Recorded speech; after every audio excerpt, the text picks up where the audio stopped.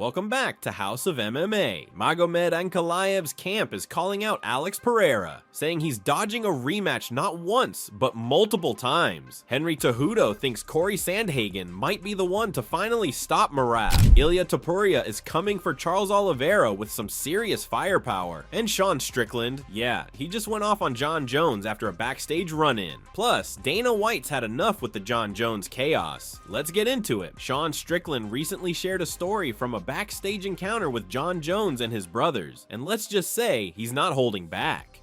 According to Strickland, things got tense when he ran into Jones at a UFC event. He claimed Jon and his brothers gave him hostile looks, as if they were trying to provoke him. Though the situation didn't escalate, it clearly left an impression.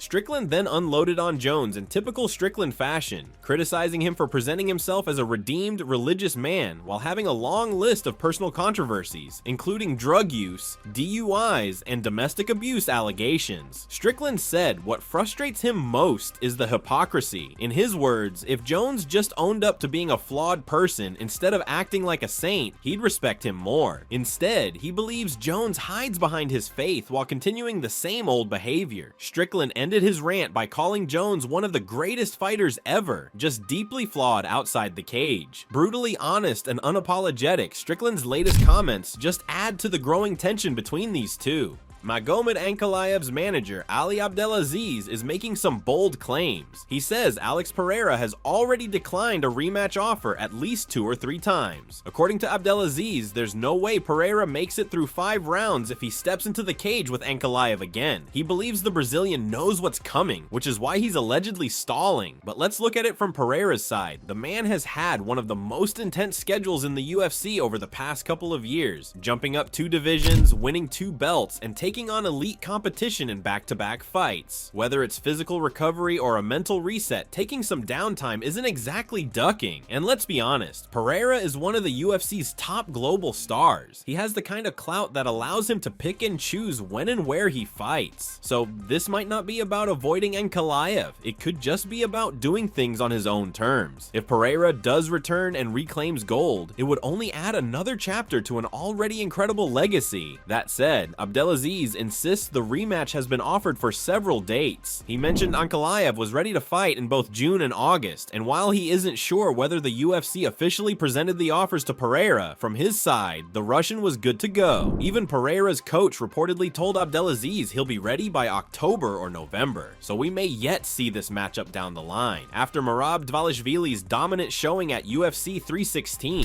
where he not only outclassed Sean O'Malley, but scored his first UFC submission win, Cejudo sees a potential challenger who might give Merab real trouble, Cory Sandhagen. Fresh off a win over former champ Davison Figueiredo, Sandhagen looked as sharp as ever, calm, dangerous, and composed. He's been vocal about wanting a title shot, and Cejudo believes he has the tools to give Merab a real challenge. Cejudo pointed to Cory's size, slick submission skills, and especially his ability to get back to his feet, something Merab hasn't had to deal with much. While Merab's non-stop pace and pressure break most opponents, Cory's movement and technical striking could offer a very different challenge. Of course, Merab is riding a dominant streak and looks unstoppable, but with the champion possibly taking some time off, Cory has a window to prepare for the biggest fight of his life. Could the Sandman finally be the one to halt the Georgian freight train? Cejudo seems to think so.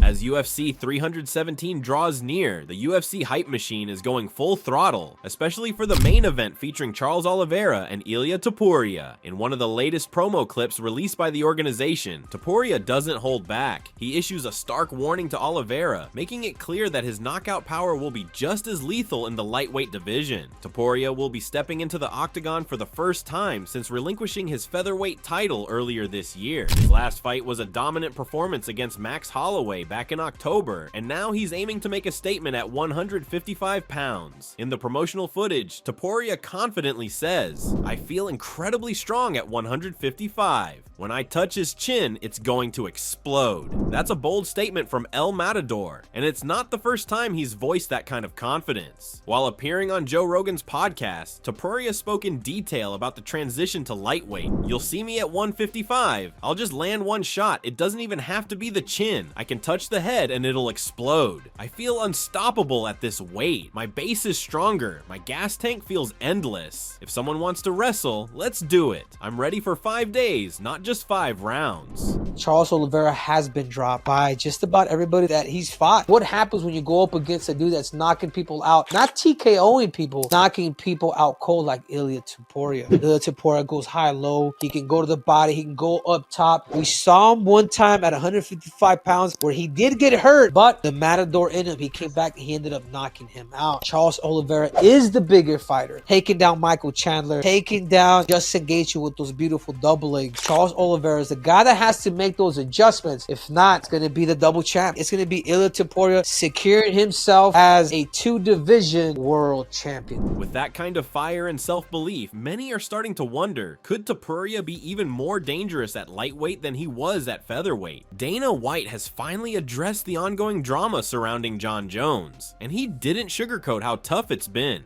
With the heavyweight title picture still uncertain, fans launched a petition to strip Jones of the belt, and it's already racked up over 200,000 signatures. At the UFC 316 post-fight presser, Dana called the petition ridiculous, but admitted that working with Jones has always been difficult. He even compared him to Anderson Silva, another legendary but hard to negotiate with fighter. Despite the chaos, Dana says he still believes the long-awaited unification fight between Jones and Tom Aspinall will eventually happen, but he also admitted he wasn't even aware of Jones's latest Twitter outburst, highlighting just how disconnected things have become. For fans, the longer this situation drags on, the more frustrating it is. And if Dana himself is this in the dark, it's no surprise that fans are running out of patience. Let's dive into the fallout from UFC 316. Patchy Mix's long-awaited UFC debut didn't go according to plan in Newark, New Jersey this past Saturday. Coming into the event, the 31-year-old had made bold statements about how he saw himself fitting into the UFC's stacked bantamweight division. But it was Mario Bautista who stole the spotlight. Bautista, the number 10 ranked bantamweight, walked away with a dominant unanimous decision victory. 2 of the 3 judges scored every round in his favor, and Mix's performance sparked criticism from fans, especially regarding his limited footwork and defensive striking. After days of silence, Mix finally addressed the loss on social media. In his statement, he remained optimistic, writing, "Blessed and highly favored to have the people I had come to my fight. Just another night in the office, putting your heart and soul on the line to entertain the fans. UFC 316, my first ever UFC event, will always be iconic," he added. 3 weeks notice against a guy riding an 8-fight win streak. I love to fight and I showed up when I got the call. Now it's time to get back to work, grow, and improve. I'm a fighter through and through, and now that I'm in the UFC, I will become champion one day. That's a wrap for this week's roundup. But as always in the fight game, the stories are far from over. Will Pereira eventually step up to Ankalaev? Is Sandhagen really the guy to derail Merab's momentum? And can Ilia Topuria back up all that talk at 1555? Drop your thoughts in the comments. We want to hear your take. Make sure to like, subscribe, and turn on those notifications so you never miss a jab, hook, or headline. This is House of MMA, where the fight never ends.